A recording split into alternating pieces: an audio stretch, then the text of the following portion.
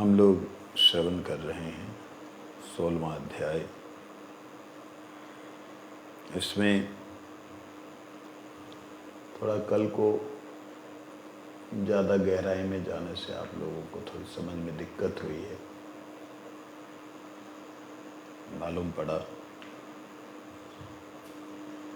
तो फिर कैसे आपको समझाया जाए जिससे आसानी से समझ में आ जाए। उसके लिए प्रश्न जो ब्रजनाथ जी ने किया, प्रधान की क्रिया कैसे होती है।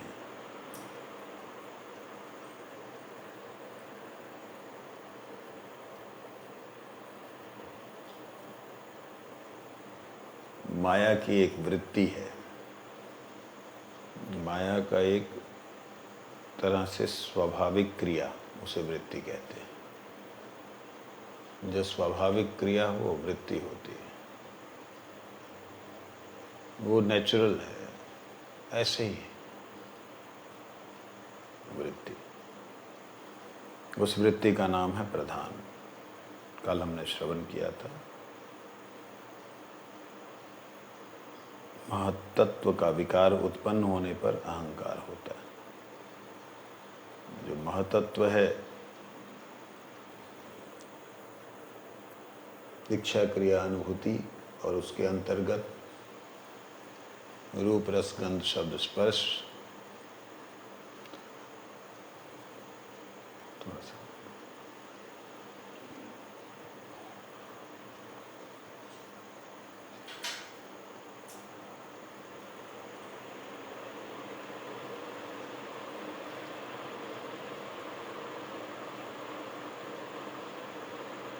उसके वाला लगा दो वहां पे, उसको बंद कर दो,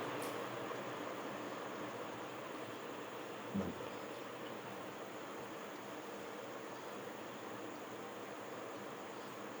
तो अहंकार के तामस विकार से आकाश पैदा होता है। ये जो बातें हमें बताई जा रही हैं, ये है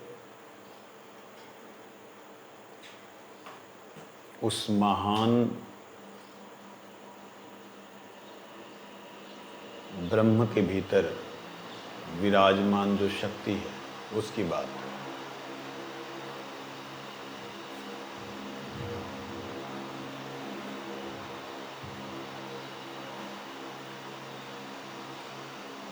ब्रह्म के भीतर विराजमान जो शक्ति है उसकी बात है।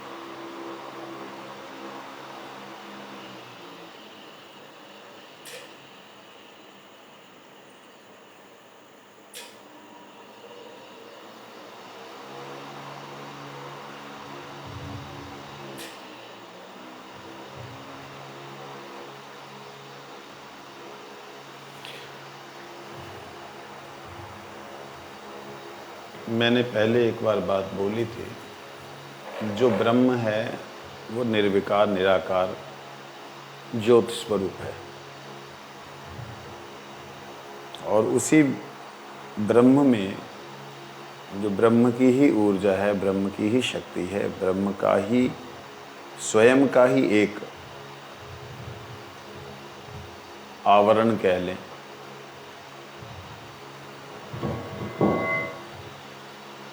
उसको माया कह सकते हैं। माया अलग से कोई तत्व नहीं है, जैसे छाया अलग से कोई तत्व नहीं है कि छाया कोई अलग तत्व है। हमारे हाथ का रोशनी के बीच में आना ही छाया है। इसी प्रकार से परब्रह्म परमात्मा के बीच में तो कोई आवरण आ नहीं सकता। तो ब्रह्म ज्योति ही है, परंतु वो ब्रह्म ज्योति भी जहाँ पे घनीभूत हो जाती है, जहाँ पे एकत्रित हो जाती है, जहाँ पे जीव तत्व का, आत्मा तत्वों का कण बनते हैं, उसी कण को तटस्थ भी कहते हैं। और वही कणों के कारण जो अंधकार छाया दिखलाई देती है, कण है ना, है ज्योतिर्मय है। प्रश्न सही है, कण तो ज्योतिर्मय है, उसमें कैसे कैसे अंधकार होगा? वो एक तरह से होता है ऐसे ही जैसे सूरज के आगे दीपक जलाएं तो दीपक भी ज्योतिर्मय है, परंतु बहुत सारी अगर अग्नि को हम जला देंगे ना सूरज के आगे, सूरज तो बहुत महान प्रकाशमान है, परंतु उस समझने के लिए उदाहरण, इस ज्योति के आगे हम कोई दूसरा दीपक रख देंगे, उसका आलोक है लेकिन फिर भी उसमें अंधेरा उसके कारण से आता है, क्योंकि महान ज्योति जहाँ होती है वहाँ छोटी ज्योति पर अंधेरा बच जाता है। कैसे समझाओगे? गाड़ी चलाते हैं, हमारी लाइट होती है, सफिशेंट लाइट होती है अंधेरे में, लेकिन जैसे पीछे से ज़्यादा लाइट आती है हमारी छाया बन जाती है, हमारी लाइट की भी छाया से बन जाती है, उसका कोई मूल्य दिखलाई नहीं देता। तो ये एक तरह से अनिर्वचनीय है, वचनों में नहीं लाया जा सकता। उदाहरण हमारे पास जड़ के अलावा कोई चेतन उदाहरण देने के लिए नहीं है। विभू चेतन के सामने अनुचेतन अंधकारमय ही दिखता है। ये चीज़ समझ में नहीं आएगी, आप इसके लिए दिमाग मत लगाओ, ठीक है। और उसी अंधकारमय तत्व को माया कहा गया है, जो अंधकारमयी है। योग माया जब हम कहते हैं तो योग माया स्वयं ब्रह्म है, वही भगवान से जोड़ने वाली भगवान की शक्ति है, वही ज्ञानमयी शक्ति है, वही आनंदमयी शक्ति है, वही नित्य शक्ति है। तो वो शक्ति के द्वारा भगवान योग माया समावृत आवृत रहते हैं। अब आवृत रहने का मतलब क्या हुआ? भगवान ढके रहते ना, आवृत होने का मतलब ही उसके पीछे छाया बन जाती, नेचुरल छाया बन जाती। वो चीज़ को थोड़ा समझना होगा, ये चीज़। इसलिए जहाँ पर कहते हैं महतत्व में अहंकार उत्पन्न होता है, महतत्व का विकार है अहंकार, और जैसे अहंकार होता है उससे जो है आकाश पैदा होता है। किसका अहंकार हुआ? मैंने कल एक छोटा सा सूत्र बोला था, जीव का भी ऐसे ही होता है। लेकिन ये बात चल रही है उस महत पुरुष की, उस महान शक्ति की। कौन सी महान शक्ति? महामाया शक्ति, उसकी बात हो रही। और उसका अहंकार होने से आकाश होता है, उस आकाश में विकार होने से वायु होती, वायु में विकार होने से जो है अग्नि होती है, अग्नि में विकार होने से जल होता है, जल में विकार होने से पृथ्वी होती है। इस तरीके से एक के बाद एक के बाद एक बनता चला जाता है, जिसको मैंने कई बार बोला है। अब आगे हम चलते हैं।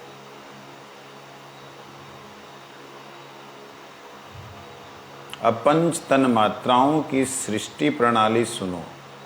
काल प्रकृति की अविद्या रूप वृत्ति को क्षोभित करके महतत्व को ज्ञान और कर्म भाव को पैदा करता है।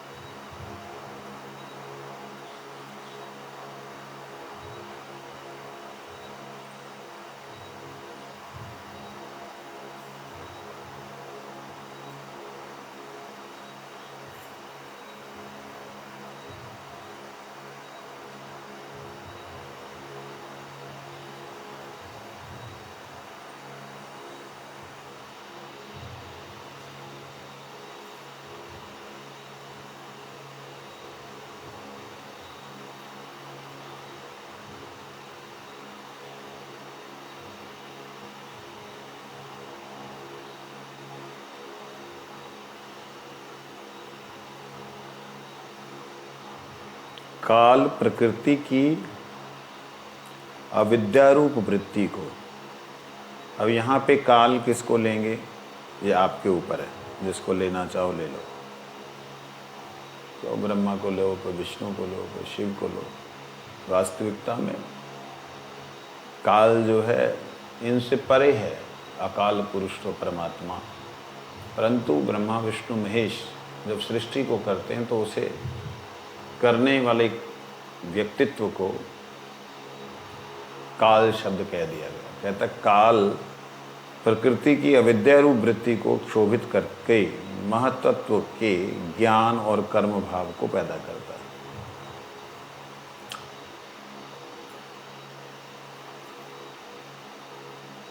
माया की अविद्या वृत्ति, माया में कोई ज्ञान नहीं है, अंधकार में कोई प्रकाश नहीं है। माया जड़ माया, जड़ तत्व स्वयं कुछ नहीं कर सकते हैं, परंतु उनको क्षोभित करते हुए, मतलब जल है शांत, क्षोभित करना मतलब उसमें डाल देना, कुछ पत्थर मार देना, क्षोभित करते हुए उसमें ज्ञान और कर्म का भाव पैदा करते हैं। माया में ज्ञान उत्पन्न होता है और कर्म करने का उसमें सामर्थ्य मिलता है। तो वही माया देवी जो निष्क्रिय थी, अविद्या युक्त थी, वही अब ज्ञानमय और क्रियामय हो जाती। कैसे करती है? महतत्व का कर्म भाव विकृत हो करके अब वही महतत्व उसका जो कर्म भाव जब विकृत हो जाता है तो सत्वगुण रजोगुण और सत्व और रजोगुण से ज्ञान और क्रिया की सृष्टि करता है। सत्वगुण से ज्ञान और रजोगुण से क्रिया। उसी प्रकार महतत्व भी विकृत होकर अहंकार होता है। अब ये ना, जब उपनिषदों का हम लोग चर्चा कर रहे थे उस वक्त इस चर्चा को हमने किया था। मैं सोच रहा हूँ इससे ज़्यादा ना घाटाघाटी की जाए, ज़्यादा मंथन ना किया जाए, क्योंकि अगर करूँगा तो थोड़ा सा लोगों को समझ में नहीं आएगा और मेरे को भी समझाने में, सामने बैठा हुआ व्यक्ति और अगर एक समझदार है तो उसको समझाने में सुविधा होती है, और सामने बैठा हुआ व्यक्ति कैच नहीं कर पा रहा तो समझाने में भी दिक्कत होती है। तो इसलिए यहाँ पर जो ये महतत्व शब्द बार बार आया है, वो महतत्व शब्द है। महतत्व, श्रेष्ठ तत्व, और उस श्रेष्ठ तत्व को हम ब्रह्म भी कहते हैं, माया भी कह रहे हैं। समझ ली? माया का भी महतत्व बोल रहे हैं, प्रकृति का भी महतत्व बोल रहे हैं, और महतत्व जो है वो ब्रह्म को कहते हैं। तो इसका अभिप्राय एक तरीके से समझने के लिए ये हो सकता है कि इस वक्त विद्युत का विकार हमें दिखाई दे रहा, पंखा, और विद्युत का दूसरा विकार प्रकाश दिखाई दे रहा है। वास्तविकता में विद्युत पीछे है, इसलिए हवा भी आ रही है और गर्मी भी मिल रही है। तो गर्मी किसके कारण से है? अगर यहाँ पे हम विद्युत को महतत्व कह दें तो कोई दोष नहीं है, लेकिन है उसके कारण से प्रकाश नहीं है, पंखे के कारण से है, हवा प्रकाश बल्ब के कारण से। समझे नहीं? इस तरीके से माया का जहाँ महतत्व बोला जा रहा है, प्रकृति का महतत्व बोला जा रहा है, वहाँ एक्सटेंशन हो गई। अब तुम आंख बंद करोगे तो हम कैसे बोलेंगे? वहाँ एक्सटेंशन हो गई, मूल तत्व की एक्सटेंशन, ब्रह्म की एक्सटेंशन हो गई। है ब्रह्म ही, पर ब्रह्म के आगे महतत्व, पर ब्रह्म के सामने महतत्व हुआ है। अब पर ब्रह्म को अब आप क्षीरोदिशाई विष्णु बोलें, गर्भोदिशाई विष्णु बोलें, कारणोदिशाई विष्णु बोलें, अब यहाँ पे फिर आगे के आगे चला जाता है। इसलिए जो महत्व रखने वाला तत्व है वही महतत्व है। अब ये महतत्व प्रकृति के अंदर था, अब आप जीव में भी इसको महतत्व ले सकते हैं। जीव में कैसे महतत्व हो गया? जो जीवों ने अपने कर्म किए हैं जन्म होने के बाद में, माया में आने के बाद में, उनका एक अपना एक महत्व हो गया, और उनका वही महत्व जो है अहंकार वैसा ही बनाता है जैसा उनका कर्मानुसार होता है। ये नीचे आने के बाद जाने वाले जीव, उनकी बात हो रही, उनका भी अपना महत्व होता है। इसीलिए कोई कोई जीव ब्रह्मा बनता है, कोई कोई जीव इंद्र बनता है, तो उनका अपना महत्व होता है। तो महत्व युक्त तत्व को महत्त्व कहते हैं, ये बात। अब वो कोई भी हो सकता है, जीव से लेकर ब्रह्म तक सब महत्त्व है। यहाँ तक कि परमात्मा भी कभी कभी यही इसी महत्त्व का वाच्य होते हैं, कभी कभी, हमेशा नहीं। जैसे माया शब्द है, शक्ति शब्द है। शक्ति तो परमात्मा नहीं, परमात्मा वाच्य नहीं, लेकिन परमात्मा वाच्य होता है कभी कभी शक्ति। कैसे होता है? चिद शक्ति कौन है? कृष्ण। संधिनी शक्ति कौन है? बलदेव। अब ये हम बलदेव एक फिगर देख रहे हैं, कृष्ण एक फिगर देख रहे हैं, एक रूप देख रहे हैं, तब हमारा जाके बुद्धि खराब हो जाती। लेकिन अगर इस तत्व को शक्ति ही कह दे तो कोई दोष नहीं। लेकिन इन शक्तियों को जो भीतर से धारण कर रहा है वही सर्वशक्तिमान परमात्मा श्री कृष्ण है। तो इसलिए ये बातें ना बड़ी ज़्यादा गहरी हैं। मैं इनको प्रणाम करते हुए आगे की तरफ बढ़ना चाहूँगा। अहंकार के विकार प्राप्त होने पर बुद्धि उत्पन्न होती है। बुद्धि विकृत होने पर आकाश का शब्द गुण पैदा करती है। देखिए, आकाश का शब्द गुण पैदा करती है। आकाश शून्य है, उसमें कोई शब्द वब्द नहीं है, लेकिन उसमें शब्द गुण पैदा करती है। अब कौन कर रहा है? ब्रह्म से तो हो रहा है। उसमें जो शब्द है कहाँ से आएगा? जो कोई कारण होगा उसी से तो आएगा। उस कारण को अब प्रकृति बोलेंगे तब भी चल रहा है, अगर पुरुष बोलते हैं तब भी चल रहा है। प्रकृति बोलने का मतलब शक्ति से हो रहा है, पंखे की शक्ति से हो रहा है, हवा इतना तेज। लेकिन विद्युत बोलें तब भी चलेगा, और इसके पंखे बोले तो भी चलेगा। इस तरीके से समझना होगा। मतलब ये ऐसी जुड़ी हुई वस्तु है। ये लोग उसको एक एक का गुण बतला रहे हैं, और गुण बतलाने से ऐसे लग रहा है उंगलियां जो हैं यहाँ 10 हैं, लेकिन वास्तविकता में ये सारा इधर से ही जुड़ी हुई है। जब इसको बोलेंगे हाथ, बाजू बोलेंगे तो उसमें उंगलियां आ गई ऐसे, लेकिन जब उंगलियों की बात हो रही तो उंगलियां दिखाई दे रही हैं। तो इसी तरीके से ये उंगलियां हैं, 5 विकार, बुद्धि, मन, अहंकार। तो इसमें शब्द उत्पन्न कर दिया। किसने शब्द किया? बुद्धि के विकार ने। लो, बुद्धि के विकार ने, बुद्धि के विकार ने। अब बुद्धि के विकार से शब्द उत्पन्न हुआ,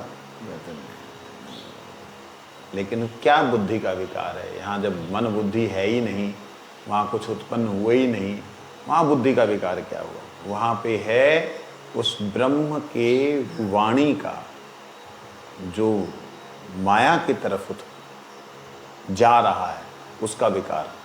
वो आकाश में शब्द उत्पन्न करता है, उसका गुण पैदा करता है। और जैसे ही शब्द के गुण में विकार होता है, मतलब शब्द केवल शब्द नहीं रहता। वो शब्द जब आप कभी देखते हो ना, वो साउंड बॉक्स बड़े बड़े बेस वाले लगे होते हैं, तो वहाँ धुम धुम धुम खिड़कियाँ हिलती हैं। क्यों हिलती हैं?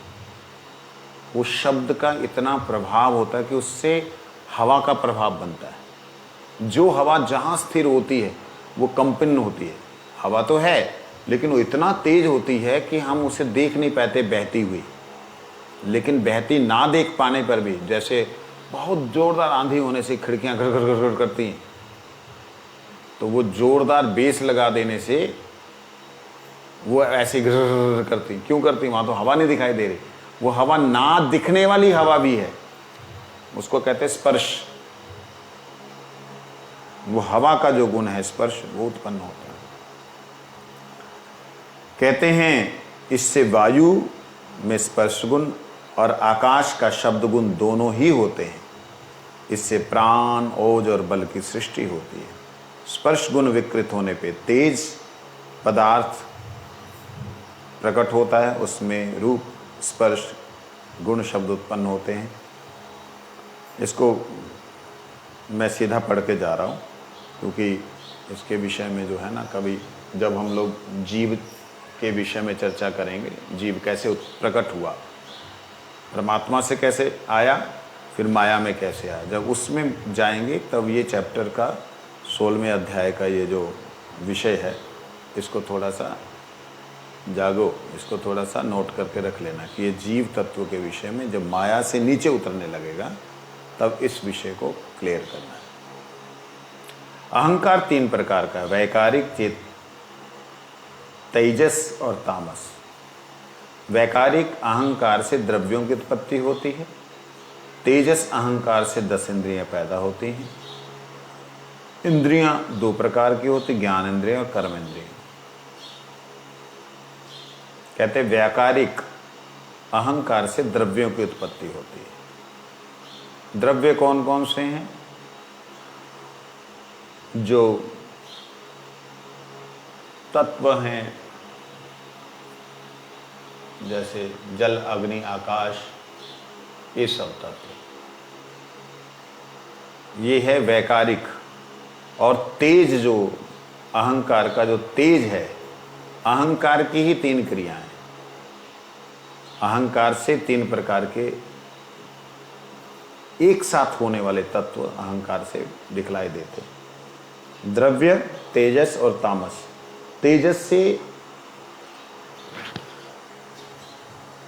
तेजस रूपी अहंकार से इंद्रियां पैदा होती हैं, ज्ञान इंद्रियां, कर्म इंद्रियां। ज्ञान इंद्रियां कैसे कहते हैं? जो ज्ञान लेती हैं। कौन कौन सी इंद्रियां जो आपकी ज्ञान ले रही हैं?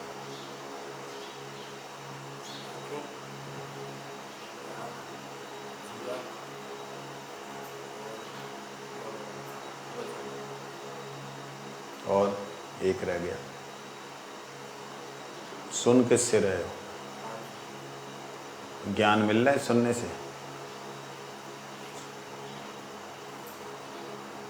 और कर्म इंद्रियां कौन कौन सी हैं? जो काम करते हैं उनको ज्ञान नहीं होता। कौन कौन सी? पैर को पता होता कि खड्डा है कि नहीं अगर आंखें बंद हो तो।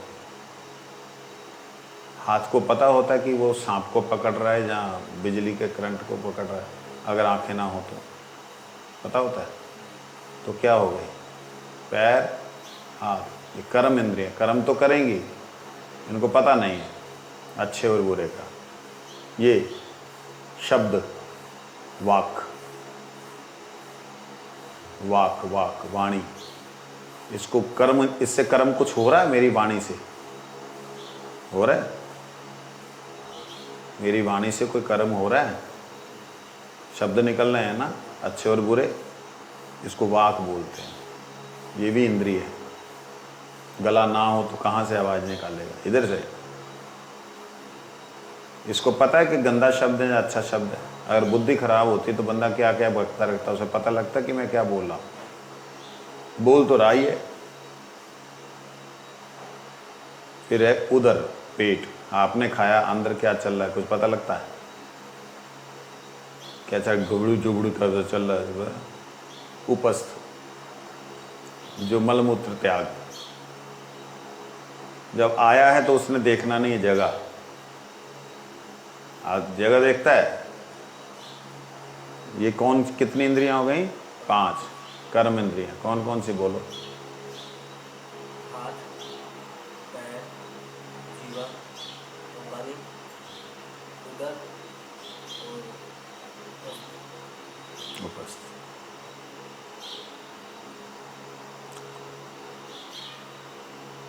इसमें वाणी, हाथ, पैर, गुदा, उपस्थ ये कहा है।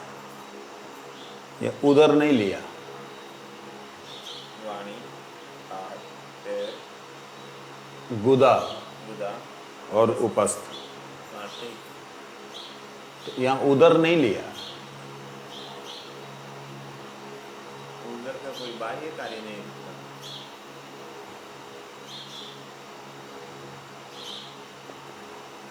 बाहरी कार्य नहीं देख, सारा काम ही वो करता है। तो हृदय को भी लेना चाहिए।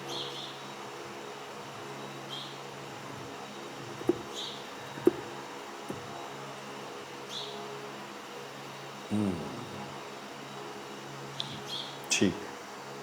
गुदा का मतलब होता है मल त्याग करने का स्थान, और उपस्थ का मतलब होता है मूत्र त्याग करने का स्थान, जिसको होता है पायुपस्थ। पायुपस्थ। इस प्रकार महाभूत और सूक्ष्म भूत ये सब एकत्रित होने पर भी कोई कार्य नहीं होता।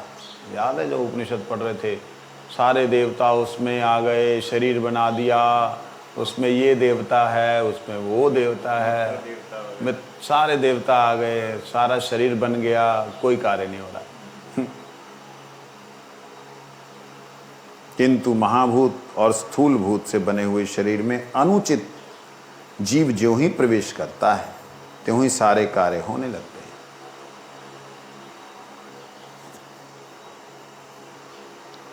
वैकारिक तेजस गुण प्रधान विकृत तामस वस्तु के साथ मिलकर कार्य करने के लिए उपयुक्त होता है।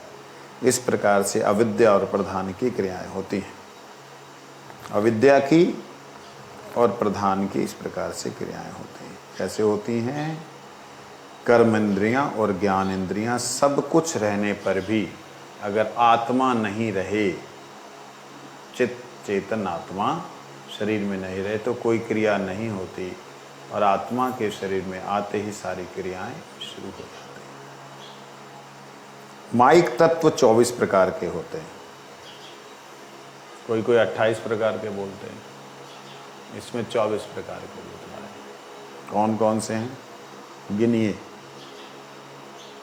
5 तत्व कौन कौन से हैं? 5 महाभूत कौन कौन से हैं? पृथ्वी, आकाश, जल, सीधा ही ऊपर पहुंच जाता है, अग्नि, अग्नि, वायु, आकाश। 5 महाभूत जो हैं, इनके विषय कौन कौन से हैं? इनके गुण क्या क्या हैं? पृथ्वी का क्या गुण है? गंध। जल का क्या गुण है? रस। अग्नि का क्या गुण है? दृश्य। हवा का क्या गुण है? स्पर्श। आकाश का क्या गुण है? शब्द। रूप, रस, गंध, शब्द, स्पर्श। ठीक है? रूप, रस, गंध, शब्द, स्पर्श। और ये तन मात्राएं हैं पंचमहाभूतों की, और 5 ज्ञान इंद्रियां हैं। ठीक है? और 5 ही कर्म इंद्रियां। ज्ञान इंद्रियों का भी पता किया था, कर्म इंद्रियों।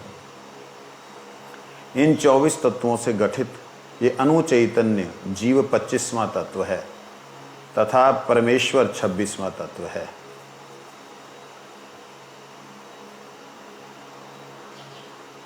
ठीक है जी? 24 तत्व। यहाँ पे चित्त को भी लिया, मन बुद्धि अहंकार के अलावा चित्त को भी लिया है। चिद नहीं, चित्त। जहाँ पे चित्र आपके लिखित हैं, संस्कार जहाँ पे स्टोर्ड हैं, उसको भी लिया है। ये हैं 24 तत्व। ठीक है? और इन 24 तत्वों से घटित शरीर में अनुचैतन्य जीव 25वां तत्व है, और परमात्मा 26वां तत्व। सांख्य योग उसके के आधार पर है। सांख्य योग के अनुसार ही है। ब्रजनाथ 3.5 हाथ लंबे इस शरीर में सूक्ष्म शरीर का भाग कितना है, और स्थूल शरीर का भाग कितना है, एवं इस शरीर के किस भाग में जीव चैतन्य वास करता है? कहते हैं बाबा जी महाराज, पंच महाभूत, पंच तन मात्राएं, 10 इंद्रियां। पंच महाभूत, पंच तन मात्राएं और 10 इंद्रियां, कितने हो गए? मन बुद्धि अहंकार चित्त कितने हो गए? 24। 20 वो 4 ये सब सूक्ष्म अर्थात लिंग शरीर में जो मैं और मेरा ऐसा मिथ्याभिमान करते हैं तथा उस मिथ्याभिमान के कारण जो स्वरूपार्थ से च्युत हो जाते गए हैं वे जीव चैतन्य हैं। लीजिए, लंबा सांस खींचो, ध्यान से समझो। देखिए, पंचमहाभूत समझ में आ गए सबको। सांख्य ज्ञान चल रहा है, सांख्य योग चल रहा है, सांख्य के विषय में संख्या के द्वारा समझाने का प्रयत्न हो रहा है। इसको आप लोग ऐसा मत समझे कि ये बेकार है। आप जब अपने शरीर को इस हिसाब से देखने लगोगे ना, तो शरीर से अलग होके आप शरीर के लिए जो करना चाहोगे कर सकते हो। मेरी बात समझ में आई? कुछ नहीं आई ना? क्या आया?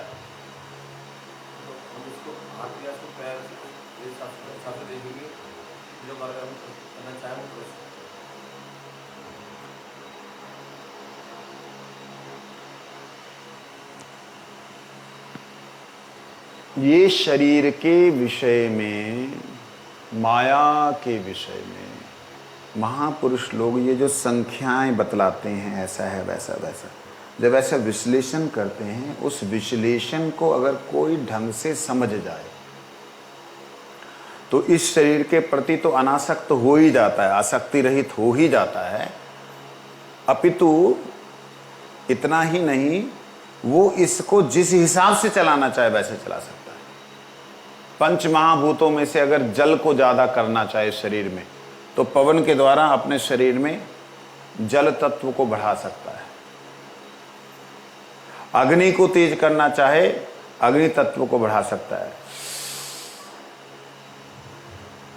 अगर पवन तत्व बायां, अग्नि तत्व दायां, और शीतली प्रक्रिया के द्वारा इस प्रकार से अलग अलग तत्वों को, जल तत्व इससे अलग अलग तत्वों को जीव अपने शरीर में बढ़ा सकता है।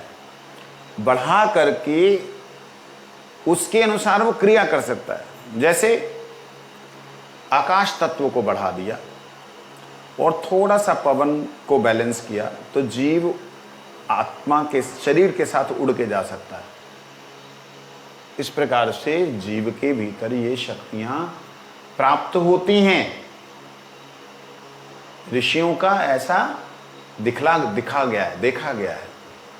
तो ये बैलेंस्ड करने के लिए व्यक्ति, ये बतलाया इसलिए जा रहा है कि जो लोग अपने शरीर को लेके ही दुखी रहते हैं, अब ये हो गया, वो हो गया, फलाना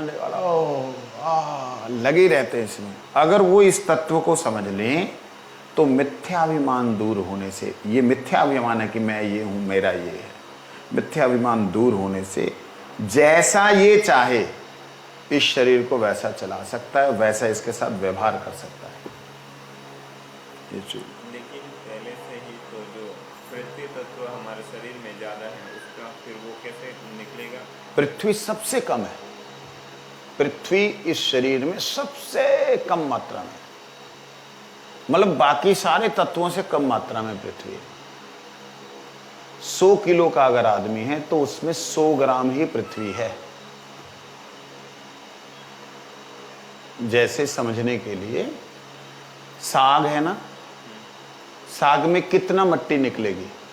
अगर उस पत्ते को सुखा दें, साग के पत्ते को मसलें और जला दें, उसके बाद क्या मिट्टी निकलेगी उसमें से?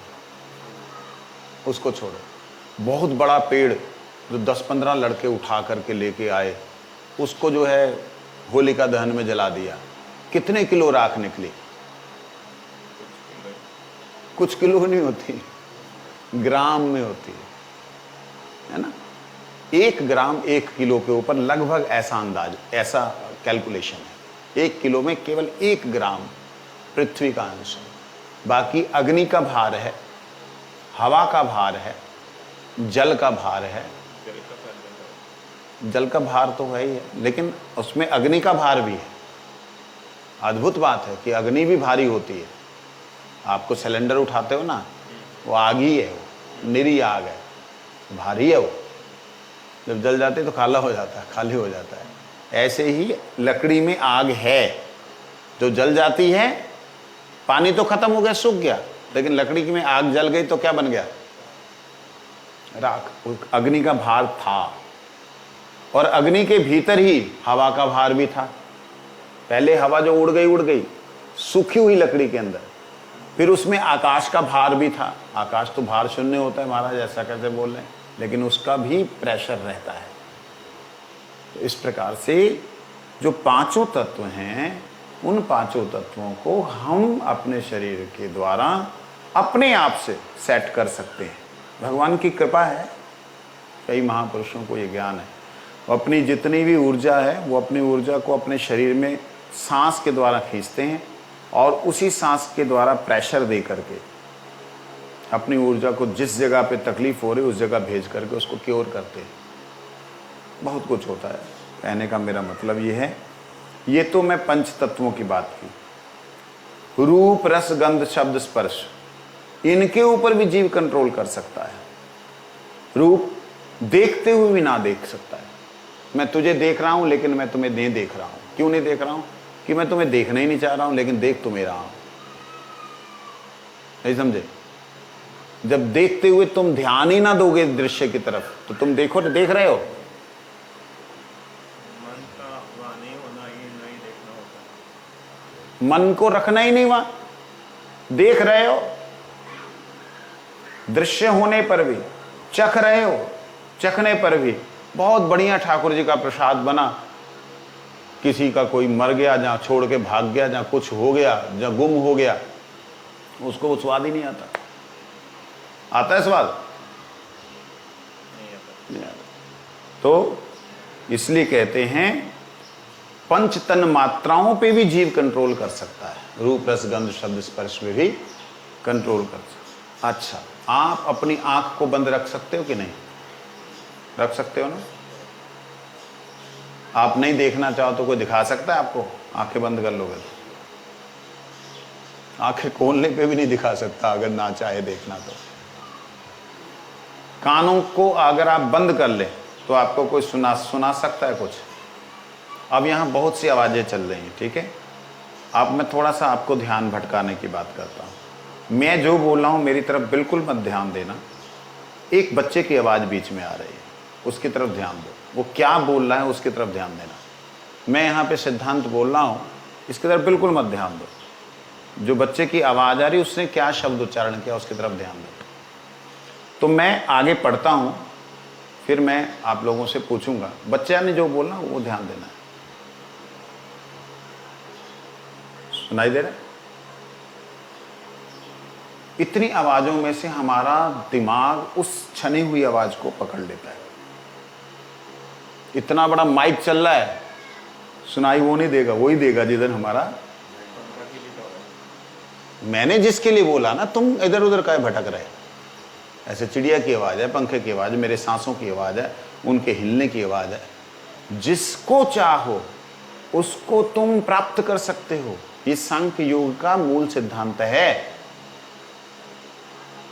लोग इसको आलसी बन जाते हैं, हमारे काम में भक्ति भक्ति भक्ति लाओ। अरे भक्ति लाओ, भक्ति आएगी कैसे? जब तुम अपने शरीर को, मन, बुद्धि, अहंकार को ना सेट कर पाओगे। अब मेरी तरफ ध्यान देना, अब उधर उधर मत ध्यान देना, ठीक है? नहीं तो सारा गड़बड़ हो जाएगा, ठीक है? 5 ज्ञानेंद्रिय, 5 कर्मेंद्रियां, इन सबको आप कंट्रोल कर सकते हो। इसके अलावा मन, बुद्धि, अहंकार को अपने हिसाब से चला सकते हैं। यहां चित्त को लिया गया है। चित्त के जो संस्कार जमा हुए हैं, चित्त में कौन से संस्कार जमा होते हैं? हमारे कर्मों के संस्कार जो हमने कर्मेंद्रियों से किए हैं, हमारे मन, बुद्धि, अहंकार के संस्कार जो हमने मन, बुद्धि, अहंकार से किए हैं, कर्म, मन बुद्धि अहंकार इंद्रियों के द्वारा किए गए कर्म, स्थूल और सूक्ष्म कर्म जितने भी हैं, उन कर्मों का जो इम्प्रेशन होता है, जो छाप होती है, वो चित्त में स्टोर रहती है। जैसे चिप, तुम्हारे फोन की चिप, उसमें अगर एक सॉफ्टवेयर लगा दिया जाए, एक एप्लीकेशन डाल दी जाए, तुम जो भी एक्टिविटी करोगे तुम्हें तो समझ में नहीं आएगा, लेकिन वो सारी की सारी रिकॉर्ड होती रहेगी। अगर तुमने 10 दिन 20 दिन पहले ए को दबाया था, वो ए भी दबा हुआ रहेगा। छोटा सा एप्लीकेशन डाल दें। इस प्रकार अब तुम जितना मर्जी इरेज कर लो, इरेज कर दो, उसको खत्म कर दो, हिस्ट्री मिटा दो ना, सिस्टम है उसका। हिस्ट्री मिटाने पे भी सिस्टम है कि निकाला जा सकता। क्या करोगे? इस प्रकार से चित्त में आप जितनी भी हिस्ट्री मिटाना चाहो, उसके संस्कार जमा रहते हैं। उस चित्त को आप किसी भी कर्म के द्वारा, किसी भी ज्ञान के द्वारा, किसी भी योग के द्वारा शुद्ध नहीं कर सकते।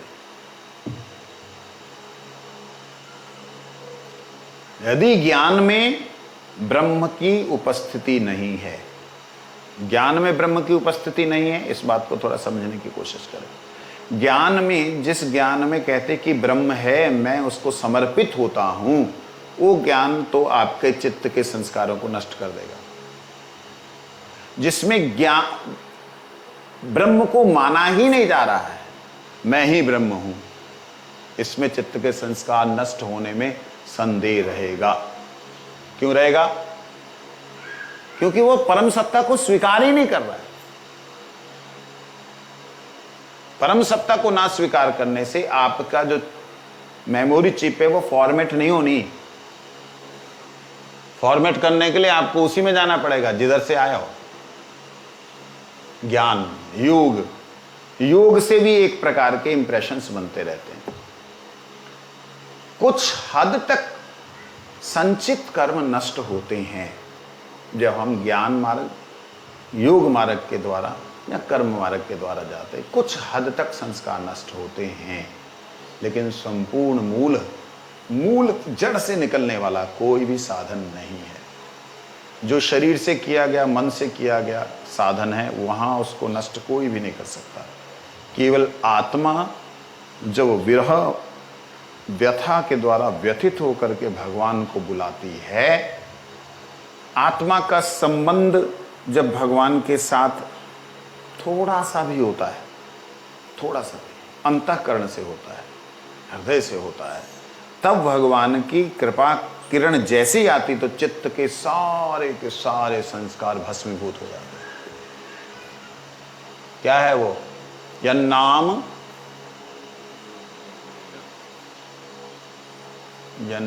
भानो क्षपयति महापातक ध्वंस राशि।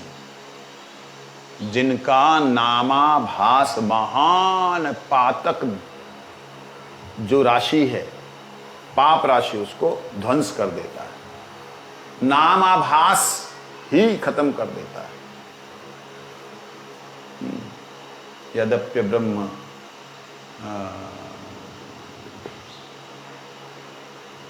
रूप गोस्वामी का नामाष्टक, कृष्ण नामाष्टक का है, कृतिनिष्ठयापि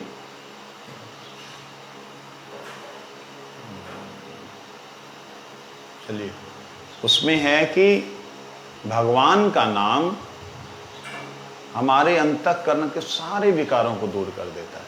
लेकिन हम तो हरि नाम कर रहे हैं, कितने सालों से कर रहे हैं, कुछ तो विकार दूर नहीं हो रहे। हमें आज भी किसी व्यक्ति का दोष देख करके बुद्धि खराब होती है। हमें आज भी अपने गुणों के ऊपर अभिमान होता है। आज भी हमें अपनी चेष्टाएं, अपनी क्रियाएं सबसे परफेक्ट लगती हैं। किसी की गई थोड़ी सी गलती भी हमें बड़ी भयंकर दिखाई देती है। आज भी अगर ऐसा है तो हमारा भगवान से, भगवान के लिए संबंध नहीं हुआ है। ये बात इसलिए कहते हैं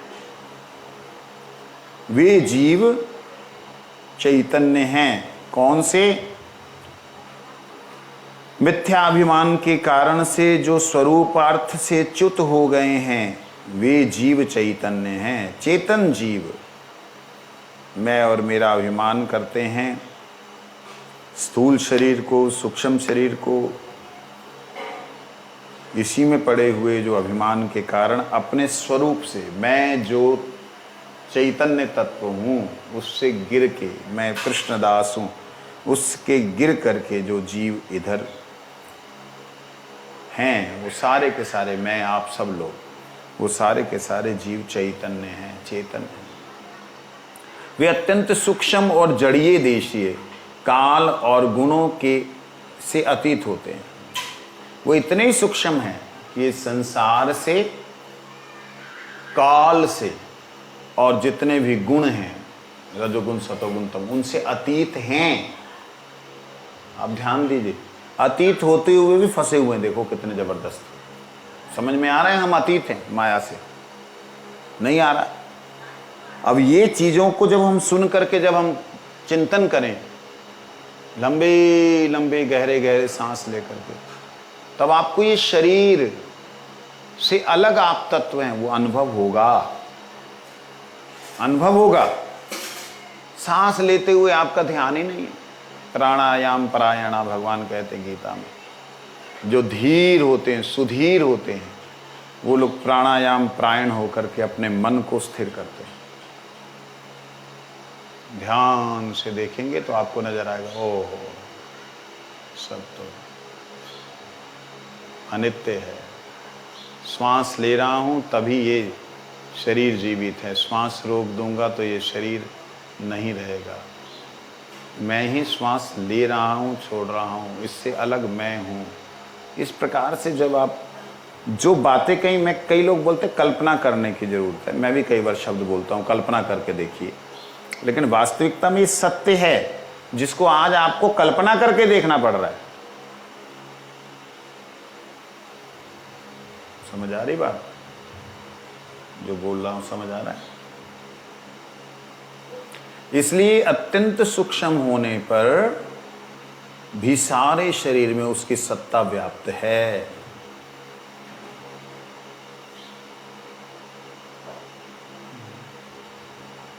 अत्यंत सूक्ष्म, लेकिन सारे शरीर में उसकी सत्ता व्याप्त है। जैसे राष्ट्रपति है तो एक, लेकिन संपूर्ण भारत में उसका शासन व्याप्त है, उसकी सत्ता। अब सत्ताधारी पार्टी कौन है? जो है वो सत्ताधारी पार्टी की तो सत्ता है ना सारे हिंदुस्तान में। नहीं, वहाँ विपक्ष भी हैं, फलाना भी है, ढिकाना भी। जहाँ जहाँ वो हैं वहाँ वहाँ उत्पात हो सकते हैं, लेकिन जहाँ जहाँ ये हैं वहाँ वहाँ कैसा उत्पात है? यदि ये करेंगे तो ही होगा। तो सत्ताधारी पार्टी जो है इस शरीर में कौन है? आत्मा, अनुचैतन्य। उसे कहते हैं, जैसे हरि चंदन बिंदु, ब्रह्म सूत्र में एक बार ये आया है।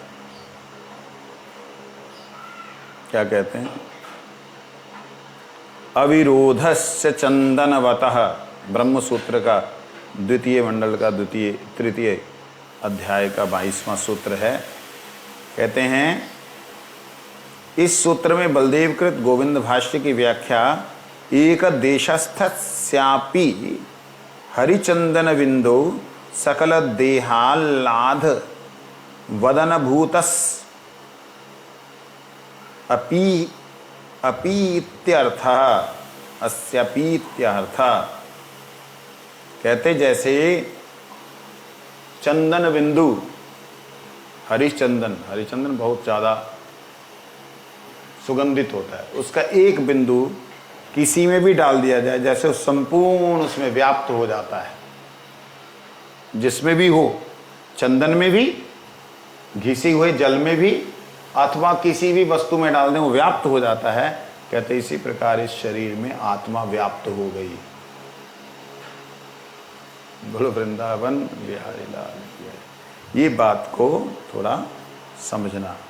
उसी प्रकार अनुमात्र जीव भी समस्त शरीर का क्षेत्रज्ञ और सुख दुख का अनुभव करता है छोटा सा जीव, लेकिन समस्त सुख दुख का अनुभव संपूर्ण शरीर में होने वाले को करता है। वंशा पिता नाम